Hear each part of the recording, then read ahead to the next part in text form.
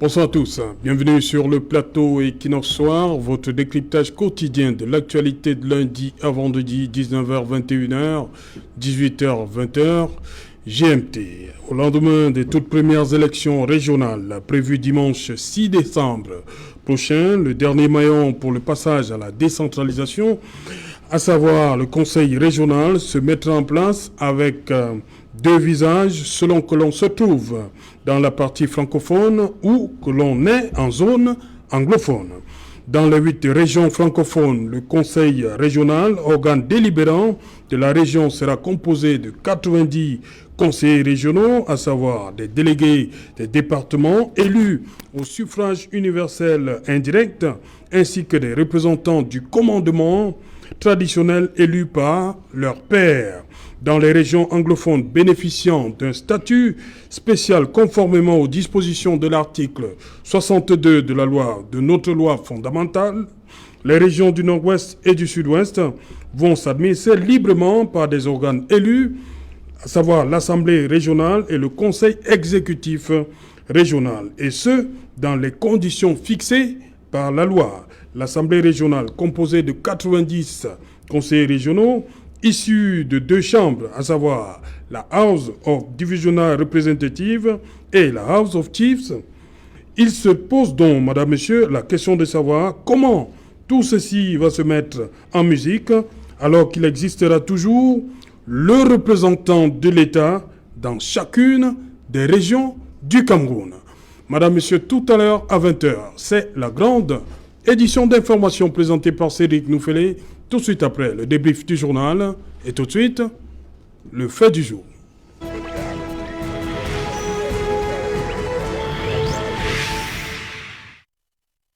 Conseil régional, qu'est-ce qui va changer? Pour répondre à cette question, nous avons invité ici en plateau des candidats pour le match de dimanche. Je vais commencer par l'un d'eux, Ama Gandhi, Amatoukour Gandhi fils, candidat PCRN régional dans le Vouri. Bonsoir, bienvenue. Bonsoir Serge, bonsoir à mes co-panélistes, bonsoir à tous les Camerounais, bonsoir aux citoyens réconciliateurs. Si vous me permettez, Serge Alain, je rends grâce à Dieu le fait que je suis sur ce plateau parce que je sors de Yaoundé et Dieu seul sait dans quelles conditions nous avons voyagé et nul n'a été son assistance parce que je pourrais vous dire, moi j'avais déjà fait ma dernière prière. Et c'est pour ça, au Cameroun, nous sommes obligés de nous mêler des affaires quotidiennes de l'État. L'État ne peut plus tout faire. Et c'est pour cela que j'attire ici l'attention de ceux qui ont l'habitude de voyager avec notre compagnie aérienne, Serge Alain Rotou. Ici, vous allez me permettre de placer un mot avant de continuer sur cette émission. Allez-y.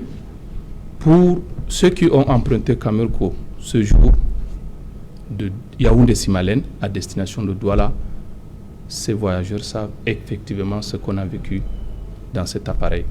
Je ne veux pas tirer de long en large, Serge. Je remercie Dieu, comme je le dis, je suis vivant. Nous sommes tous vivants, ceux qui ont voyagé de Simalène pour Douala.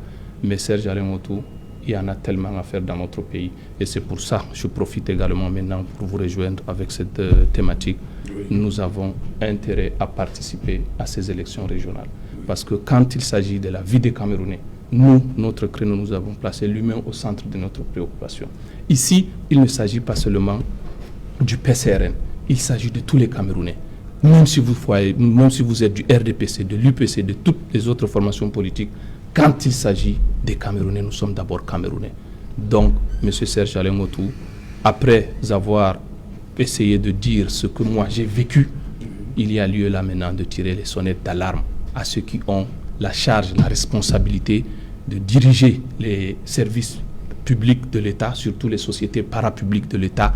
À chaque fois, quand on essaye de les rencontrer, quand on essaye de tirer la sonnette d'alarme par rapport à certaines situations que eux, ces responsables, ne sont pas au courant, il faut nous ouvrir des portes. Et nous, au PCRN, nous disons, nous pouvons le faire. Nous avons la possibilité, nous avons le dynamisme, nous avons la possibilité d'aider l'État et en ce qui concerne les Camerounais. C'est pour ça qu'ici, dans le littoral, dans le Vouri, le PCRN est présent. Le PCRN va participer aux élections régionales, pas seulement dans le Vouri, dans le Nyo-Ekele, la Sanaga maritime, dans le Noun et dans le Mbéré. C'est le lieu pour moi ici d'interpeller et mes camarades du parti, y compris les Camerounais, les conseillers municipaux, les autres différentes formations politiques. On va en parler tout à l'heure. Je vous remercie, Sergent. Voilà, en face de vous, Emmanuel Bien, candidat à Union des populations du Cameroun pour dans le département du Vouri. Bonsoir, bienvenue. Bonsoir, Sergent. Bonsoir, mes copanélistes. Bonsoir aux millions de téléspectateurs. Bonsoir aux 267 grands conseillers du Vouri. Bonsoir à tous les UP6. Bonsoir à tous 270, les partis. 267. Il y a eu des décès. Oui, c'était 270, mais nous sommes, on l'a dit, 270 conseillers municipaux qui sont des grands conseillers. Voilà. Oui. Donc, l'UPC remercie Equinox ce soir pour ce plateau que vous nous offrez, pour essayer de donner la vision de l'UPC par rapport à la décentralisation qui est en cours. Souvenez-vous, la décentralisation au Cameroun est initiée par l'Union des populations du Cameroun. 72 ans aujourd'hui que l'UPC est créé, les pères fondateurs de l'Union des populations du Cameroun ont fait leur credo, la décentralisation, ou bien on utilisait le terme régionalisation. Oui. C'est ce qu'on utilisait à l'époque. Nous sommes allés dans les années 90, l'UPC a participé à la mise en œuvre de la Constitution de 1996. Raison pour laquelle l'UPC participe activement à ces élections régionales, malgré les blocages de toutes sortes que vous connaissez, malgré les torpilles dont l'UPC fait face, l'UPC garde le cap. Okay. Nous restons avec notre objectif de départ qui était l'élévation de vie de Camerounais. Nous y restons, c'est pour cela que nous travaillons, c'est pour cela que nous tenons activement à participer aux conseils régionaux pour mettre en place ce que nous connaissons. Ok. À côté de vous, lui, il est là, sa formation politique est également dans la course, le PURS. J'accueille Serge Gauthier Onanina, bonsoir. Bonsoir Serge Alain, bonsoir à votre panéliste, bonsoir à vos millions de téléspectateurs. Je voudrais en profiter pour saluer les populations de PK8 jusqu'à PK12 parce que c'est ma zone. Très souvent m'ont fait le reproche de ne pas leur dire bonsoir là-bas. Donc je dis bonsoir aux populations de Gondjora et je vous remercie infiniment pour cette tribune que vous offrez au PUR, ce café politique, cette messe qui va nous permettre d'échanger autour des enjeux des régionales. Vous savez que le secrétaire national de la communication que je suis a publié une tribune avec la permission de la hiérarchie du parti qui s'intitulait « Régional, le pari du choix utile ». Le pari du choix utile, quelqu'un l'a dit ici tout à l'heure, on est dans ce pari-là, dans ces enjeux, dans ces contours-là, et c'est de cela qu'il va être question. Je voudrais en même temps saluer notre premier secrétaire, Serge Espan Matomba, qui est sur le terrain depuis un certain temps pour rebooster les troupes de nos candidatures parce que nous sommes présents, nous allons candidater dans 3 départements et dans 2 régions du Cameroun, celle du centre et celle du littoral. Et je voudrais saluer nos candidats, conseillers régionaux et surtout saluer nos différentes équipes, commissions de supervision nationale, régionale et départementales qui sont au four et au moulin pour pouvoir accompagner ces candidats et réajuster tout ce qu'il y a comme difficulté sur le terrain parce qu'aucune élection n'est petite même si elle est indirecte. Voilà, aucune n'est petite même si elle est indirecte. Ça c'est vrai. Bonsoir Dr Isaac Essam, bonsoir. Bon retour, on va le dire comme ça fait un bon bout, on vous a plus vu. Bonsoir à tous, merci de l'invitation. Effectivement, vous savez, un enseignant, ce sont des débats, c'est la recherche surtout, ce sont des enseignements dont de temps en temps on se retire pour faire de la production scientifique. Et je suis là. Voilà, je commence avec vous. Des régionales. Pourquoi? Beaucoup de Camerounais n'arrivent toujours pas à comprendre à quoi, pour parler de manière triviale, elles vont servir à quoi? Pour faire ces régionales. Pour faire simple, depuis 1996, on a parlé de 2 niveaux de la décentralisation au Cameroun. Le niveau communal qui concerne les communes et les communautés urbaines, et puis le niveau régional avec ces régions. Alors, il y a 2 types de régions au Cameroun, même si la constitution n'est pas très précise, puisqu'elle dit simplement que les provinces deviennent les régions. Oui. Bon, c'est le code général de la décentralisation qui apporte des précisions en vous disant que les régions épousent les circonscriptions, c'est-à-dire que le cadre territorial des circonscriptions administratives, les anciennes régions que nous avions. C'est-à-dire quoi? Nous avons les régions collectivités territoriales décentralisées et nous avons les régions circonscriptions administratives. Les régions circonscriptions administratives ont à leur tête le gouverneur. Or, les régions collectivités territoriales décentralisées ont à leur tête le président du conseil régional qui va travailler avec son bureau dans la zone francophone ou dans la zone anglophone. C'est le conseil exécutif qui est là. Oui. Et puis à côté, vous avez donc le conseil régional pour les francophones et l'assemblée régionale pour les anglophones. Donc c'est comme ça. Il fallait bien qu'il y ait des élections régionales parce que cela avait été prévu par la Constitution du Cameroun. Maintenant, pourquoi ne pas comprendre que même si des choix politiques peuvent diverger, il reste quand même que si on s'accorde institutionnellement sur l'essentiel, on peut avancer. On peut avancer pourquoi? On peut avancer parce que les communes doivent améliorer le cadre le cadre de vie des populations locales. Or, quel est le rôle des régions là? On parle bien du progrès économique et social. Progrès économique et social. Autrement dit, ce que les communes font à la base, accompagnées par les communautés urbaines au plan infrastructurel, doit être renforcé au niveau régional. Et au plan régional, il y a ce qu'on appelle le développement harmonieux, équilibré, durable. Il faut absolument ça. Donc nous avons besoin des régions pour que le développement économique, tant entendu, soit définitivement là. Parce que jusqu'aujourd'hui, je veux le dire, on parle de décentralisation, que ce soit au niveau de l'État ou des populations, on ne pense qu'à la décentralisation institutionnelle. Et c'est d'ailleurs la raison pour laquelle on vous dit qu'avec la mise en place des régions, on atteint le parachèvement. Mais il y a un élément qui accompagne cette décentralisation institutionnelle, c'est le développement local. La raison pour laquelle on dit décentralisation et développement local. Donc si vous mettez les institutions, les normes, et que la satisfaction des populations ne suit pas, vous avez échoué au niveau de la décentralisation. Donc il faut ces régions-là pour qu'on ait définitivement le développement au plan communal et au plan régional. Ok.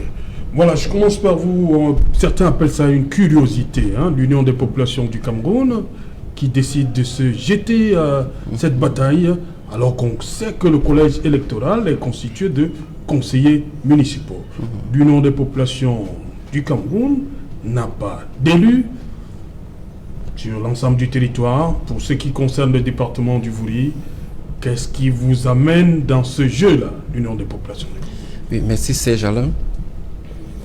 J'avoue que je ne m'attendais plus à cette question aujourd'hui, parce que depuis le début de la campagne, nous avons fait le tour sur cette question. Oui. Mais puisque vous posez une fois de plus cette question, nous allons vous donner des éléments de réponse. Vous avez dit 267 conseillers municipaux. Il y a 267 conseillers municipaux. De l'UPC. Il y a 267 conseillers municipaux qui sont des Camerounais, Oui. qui sont des patriotes, qui sont des nationalistes. Et il se rappelle que l'Union de population de Cameroun ne doit plus être hors des institutions qui gèrent notre pays. Parce que je vous ai parlé tout à l'heure de l'acheminement de notre pays vers la décentralisation qui a été pensée par l'UPC. Comment l'UPC peut penser la décentralisation et ne pas participer activement à cette décentralisation? Ce qui fait que les 267 conseillers municipaux sont conscients que l'UPC ne doit pas manquer dans ce conseil régional. Et l'UPC, pour ces élections, si nous avons déjà des victoires, Parce que, rappelez-vous, l'UPC n'a pas participé aux élections de février 2020, arbitrairement écarté. L'UPC avait des mairies que nous contrôlions et nous étions sûrs d'avoir nous devions avoir un électorat sûr pour les élections régionales. Mais ces élections-ci nous ont déjà permis de résoudre un problème ou bien d'avoir une première victoire, celle de la justice. Parce que la chambre administrative de la Cour, la chambre administrative avait donné gain de cause à notre secrétaire général, Dr Pierre Balé-Guincourt, au détriment de la personne que le ministre de l'administration territoriale avait nommée à la tête de notre parti. Nous voulions donc essayer si l'administration allait suivre la voie de la justice. Dieu merci, toutes les listes que Dr Pierre Balé-Guincourt a investies ont été retenues. Voilà déjà une première victoire pour l'Union des populations du Cameroun. Donc il est question pour tous les 267 conseillers municipaux du Vouri, les conseillers municipaux d'Union et la Sanaga Maritime où l'UPC est présente, de rétablir maintenant l'équité, parce que la justice est déjà rétablie. L'équité maintenant demande en sorte que ce que j'étais en train de dire, que l'UPC soit dans ces conseils régionaux. À la région du centre, on doit retrouver l'UPC. À la région du littoral, nous devons trouver l'UPC où les listes sont en compétition. Et les 267 conseillers municipaux du Vouri vont voter la liste de l'Union des populations du Cameroun. Juste pour rendre hommage aux pères fondateurs de l'Union des populations du Cameroun qui, depuis il y a de cela 72 ans, ont pensé à la régionalisation du Cameroun. Et maintenant, la dernière motivation, c'est permettre aux héritiers de la pensée, de la mettre effectivement en œuvre. Donc, voilà les raisons pour lesquelles l'Union des populations du Cameroun participe à cette élection. Voilà. Surtout sans élus, il faut préciser. Voilà. La même question, je vous la pose. Ama Touko Gandhi, vous n'êtes pas, on sait que le PCRN n'a pas autant de conseillers que les autres, mais le PCRN a quand même décidé de se lancer dans le département du Vouri. Oui, Serge Alain. Quels sont vos éléments? Nous ne nous basons pas beaucoup plus sur le nombre de conseils municipaux et autres pour essayer de briguer, de remporter la main cette victoire. Là, je félicite encore, il y a des lieux pour moi de féliciter Emmanuel Kem de l'UPC. Oui. C'est tout à fait normal et c'est logique, ça fait partie de l'animation démocratique. Vous ne pouvez pas, Serge Alain Autou, on se rappelle très bien, il y a de cela quelques mois, nous étions aux élections locales, les législatives et les municipales de 2020. Oui. Si ça ne dépendait que de certains partis politiques, l'UPC, le PURS, le PCRN et même l'UDC et autres ne devraient même pas participer à ces élections. Moi je dis, ça fait preuve de courage et l'UPC est à féliciter aujourd'hui parce que ce qui s'est passé dans cette formation politique, tout le Cameroun entier est au courant. Et la réhabilitation de cette liste de l'UPC, moi ça me réconforte. Quand je suis candidat, vous savez, il ne suffit pas seulement de voir, c'est-à-dire sa position à lui en tant que candidat. Mais nous voulons aussi qu'il y ait ce jeu démocratique. Et nous voulons aussi qu'il y ait une démocratie apaisée, de telle en sorte que chaque formation politique se retrouve. Il s'agit du Cameroun. Tant que nous ne mettrons pas en avance l'intérêt général, c'est-à-dire du pays, nous ne pouvons pas évoluer. Et nous, au PCRN, on a compris les enjeux de cette élection. Déjà, nous, on se contente pas seulement des conseillers municipaux que nous avons dans le département du Vouri. Nous en avons 18. Et quand vous essayez de faire le calcul, comme l'a dit mon confrère de l'UPC, le département du Vouri compte 270 conseillers municipaux. Nous avons eu 3 cas de décès. Il reste donc 267. Tout est possible. Qui vont voter dimanche. Qui vont voter dimanche. Vous dites que tout est possible. Tout est possible avec ces élections régionales. Parce que ça, Serge Alain, tout ce que je peux vous dire, actuellement au Cameroun, les Camerounais sont fatigués. Nous ne voulons plus des mêmes qui prennent des décisions, des mêmes qui n'arrivent pas à respecter leurs engagements vis-à-vis de la population. Et c'est pour ça qu'il doit avoir une participation massive des autres différentes formations politiques Pourquoi cela? Parce que notamment avec l'arrivée de la décentralisation, nous, en tant que citoyens réconciliateurs, nous serons plus proches de la population. Ce que l'État central n'a pas pu faire, nous pouvons le faire. Et grâce à cette décentralisation, beaucoup de choses vont changer. Déjà chez nous au PCRN, nous faisons déjà bouger les lignes dans cette République.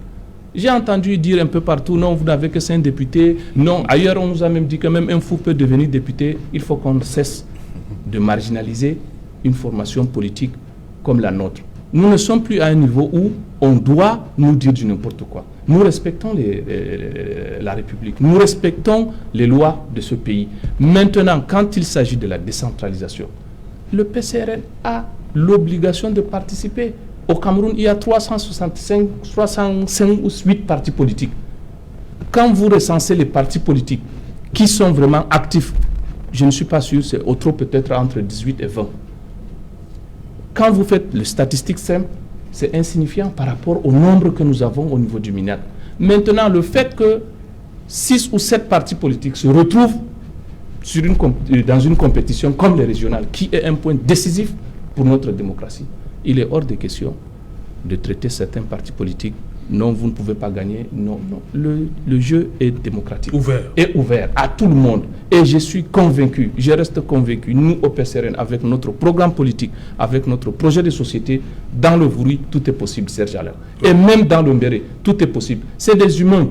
Et c'est qui... Je n'oublie pas le Nyon Ekele. Je n'oublie pas le Nyon Ekele. Justement, quand je parle du Vouri, je suis d'abord candidat dans le Vouri. Oui. Et il faut... Je suis ici sur ce plateau, je représente le PCRN. Oui. Après avoir représenté le PCRN, je suis candidat dans le Vouri. Maintenant, donc, en ce qui concerne nos camarades dans d'autres différentes localités, telles que par exemple dans le Noun, dans le centre, dans la Mefoya Famba et même dans la Sanaga maritime, je dis bien, ne baissons pas le bras. Les Camerounais ont besoin de ce PCRN. Vous ne pouvez pas imaginer Serge Alain autour. Même ceux qui sont en face de nous savent très bien qu'ils n'ont plus de solution. Ils n'ont plus de joker. Là, il ne faut pas qu'on se cache des vérités. Je dis, notre position reste ferme. Nous irons aux élections régionales et nous sommes sûrs de gagner notre victoire. Parce que quand je parle, d'autres vont peut-être dire non, c'est un jeune, il ne s'y connaît pas. Je dis bien ces conseillers municipaux qui voteront le 6 décembre. Je dis bien, ce sont des hommes. En leur âme et conscience, ils veulent le changement dans ce pays.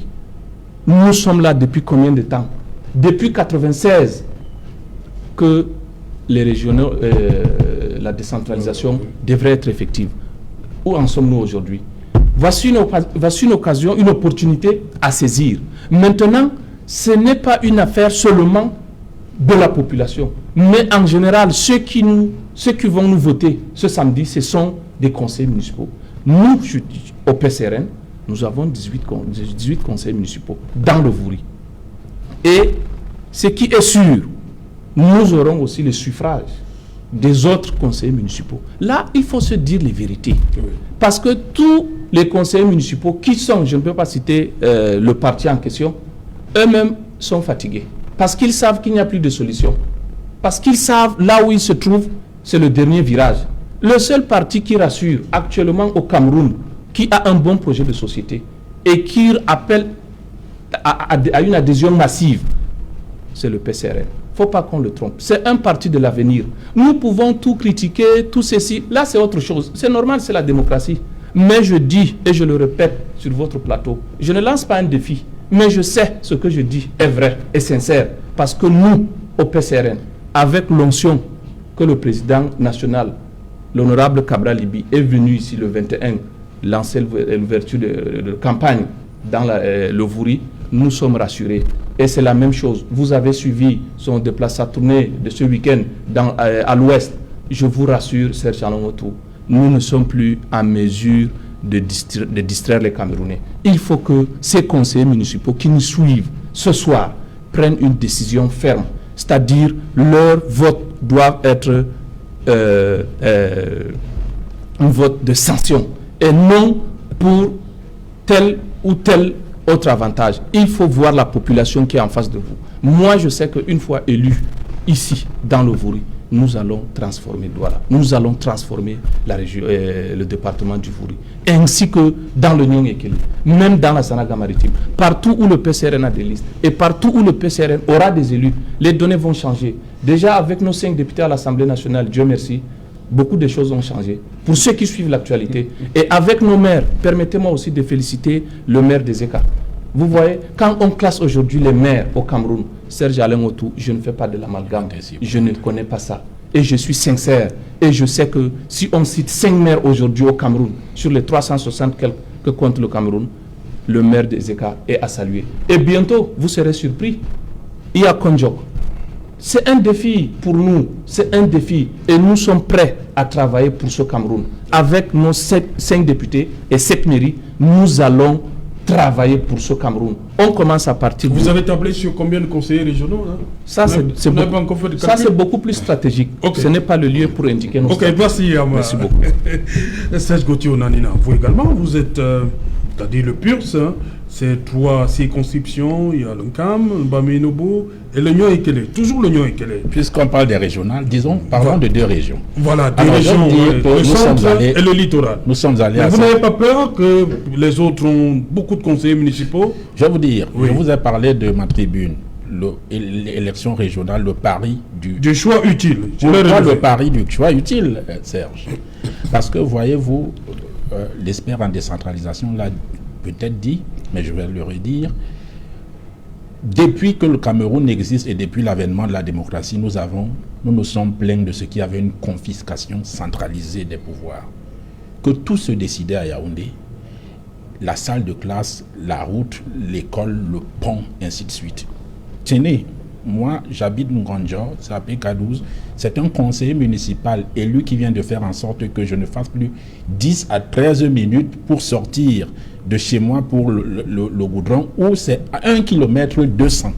1 km 200, je faisais près de 15 minutes et les motos refusaient de me sortir. Aujourd'hui, c'est ça la décentralisation, c'est-à-dire qu'il y a une identification réelle du problème, il y a une proximité de l'élu face par rapport aux électeurs ou à la population, et il y a donc un solutionnement concret. Oui. Or, lorsque c'est à Yaoundé, le monsieur de Yaoundé va vous dire, j'ai 360 arrondissements, je privilégie, sur la table. Je gère qui, je résous celui de qui et je laisse qui, voyez-vous.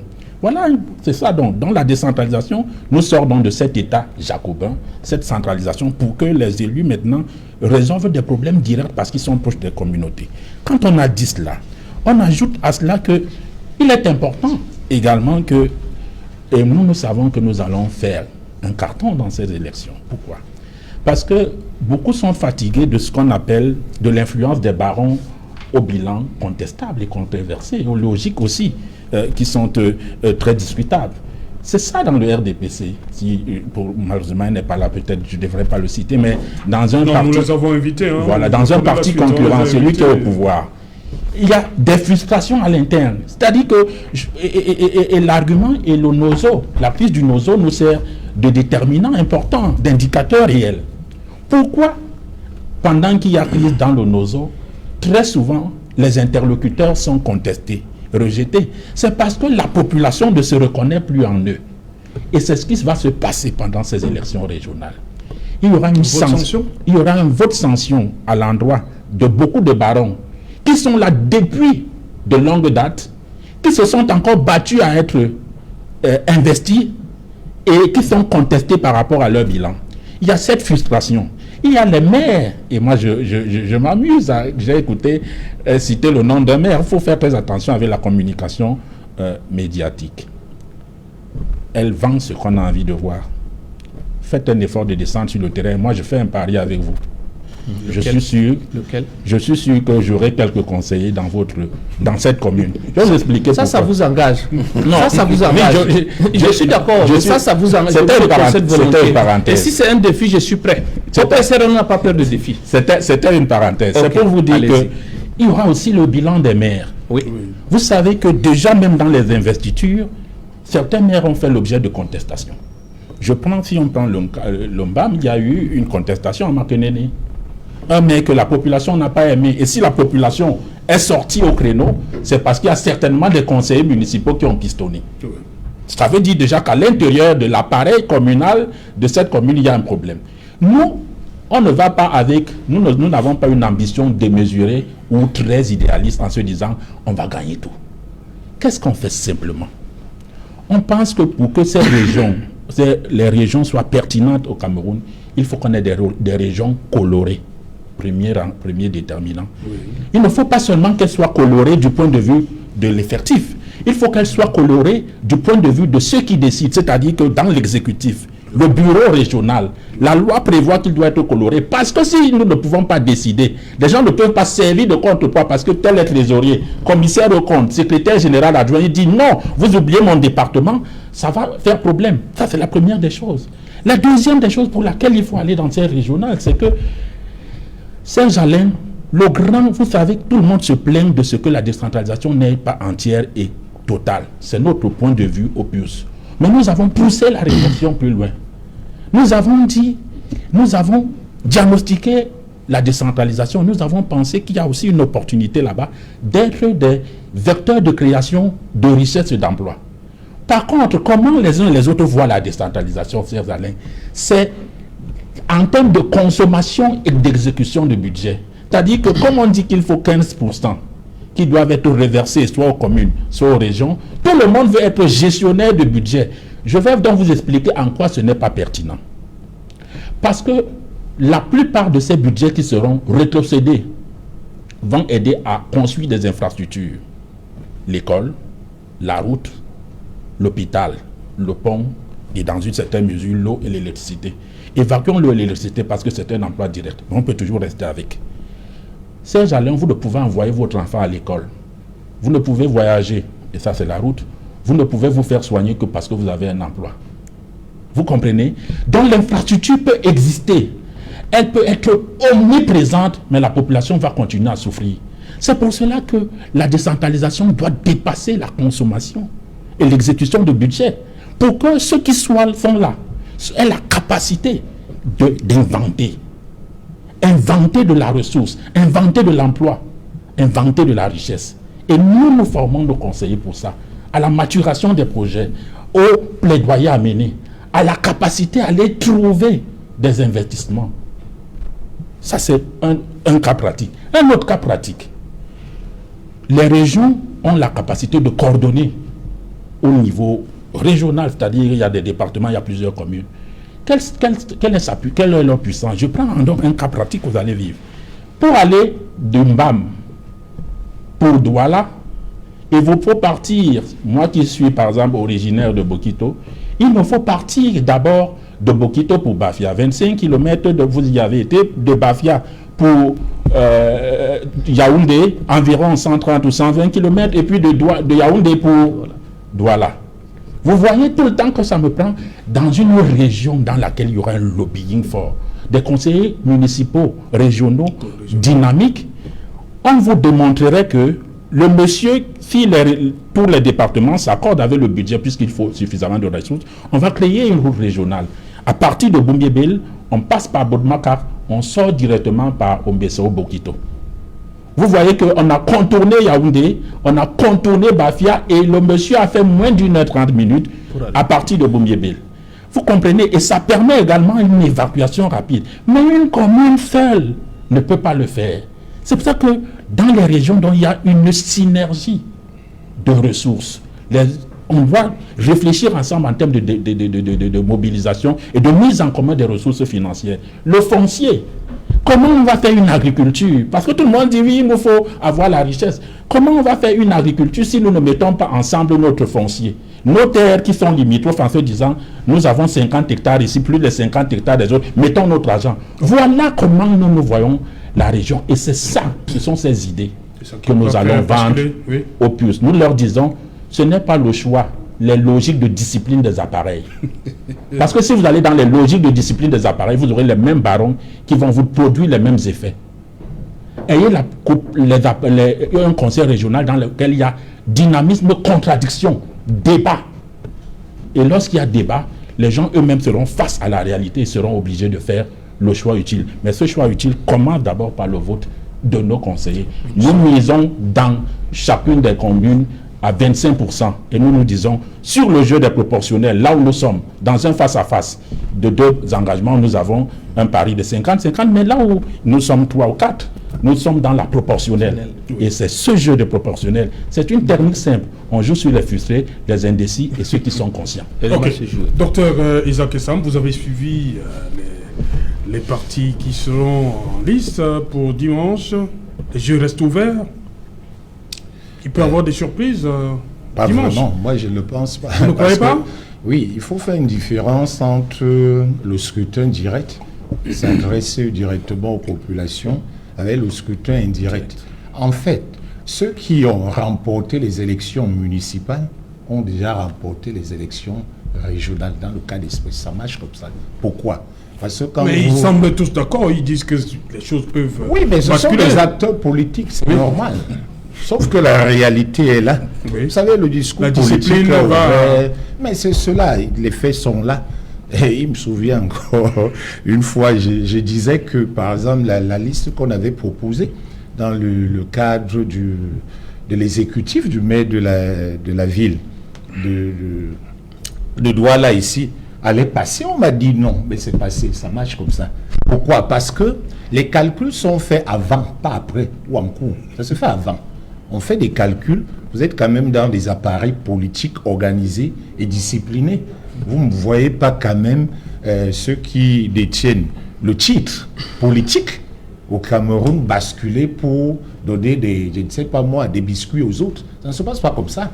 Il y a des cas de négociation qui peuvent être faits, pas souvent du parlementarisme de couloir, on peut avoir aussi le régionalisme de couloir, ça peut se passer. Mais on sait qui sont ceux qui vont gagner. Mais ça ne veut pas dire que les autres n'ont rien, puisque les autres ont aussi des conseillers municipaux. Vous regardez le PCRN quand même, il y a un nombre important, surtout qu'il y a une bonne partie de l'électorat de l'UPC qui a été reprise à ce niveau-là.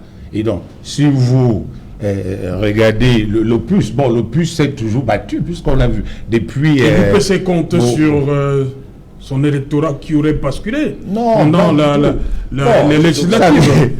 C'est sur les Camerounais, les nationalistes et les patriotes. Non, voilà. Ici, je vous dis que ce n'est pas un problème de population.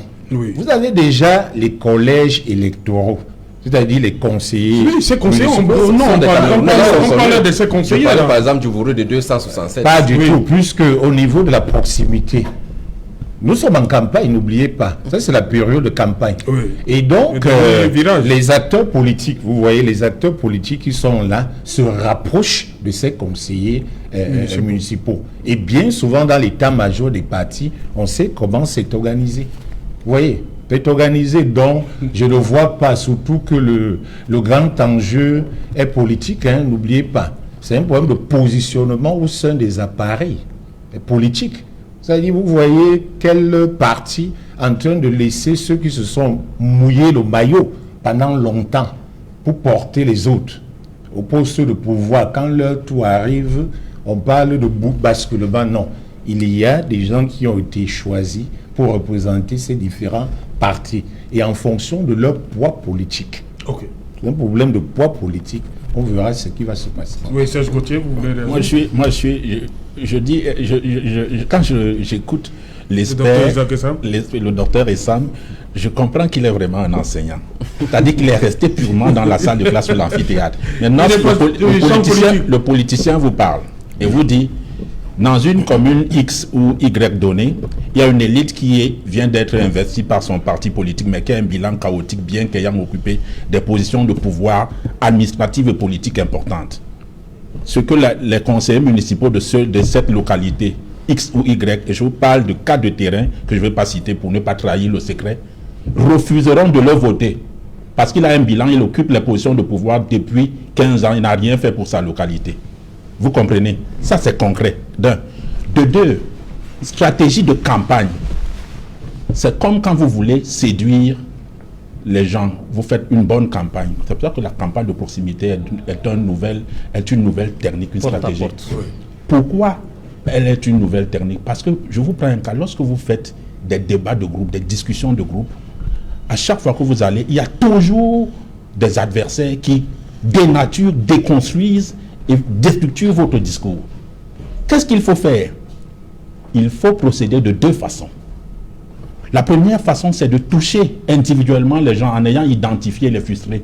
Vous avez une commune de 25 conseillers, vous travaillez sur ceux qui sont dans la logique contestataire. Vous n'avez pas besoin de travailler avec tous les 25 conseillers. Vous avez une région de 10 départements, vous travaillez sur les 10 départements avec plusieurs arrondissements. Ça, c'est le premier cas de figure. Le deuxième cas de figure, c'est que l'élection aussi fonctionne sur ce qu'on appelle la technique d'influence.